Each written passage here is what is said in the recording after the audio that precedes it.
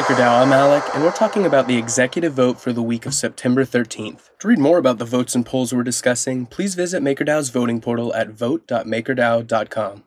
Last week we did not have a new executive posted. If you'd like to see more information about the previous executive that passed, check out the links in the description below. That said, this week we have 8 ratification polls and 3 weekly polls, so buckle on up and let's get after it. The first of our weekly polls is to offboard the KNC legacy token from Kyber network. This is posted because of an upgrade to the KNC token contract, which has migrated most of the supply to the new KNC token. Second, we have a poll for adding the Gelato DAI-USDC liquidity token as collateral for a new vault type. This vault would be launched with a 10 million DAI debt ceiling and a 1% stability fee.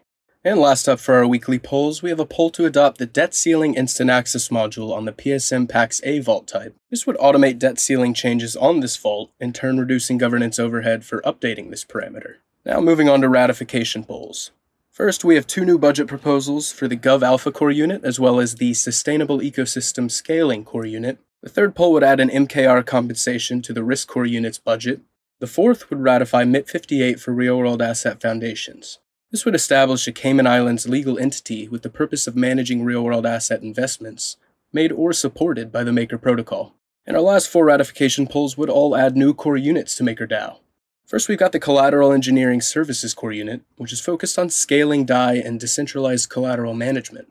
And second, we have the StarkNet Engineering Core Unit, which is initially focused on building a DAI bridge to the StarkNet ZK rollup built on Ethereum. And next, we have the Development and UX Core Unit, which is focused on creating a frictionless user experience for governance participants within the DAO.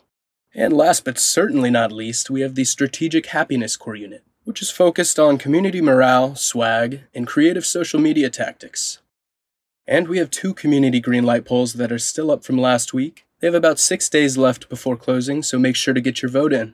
First is for the RAI Reflex Index token, RAI, a stablecoin which utilizes supply and demand as its stabilization mechanism.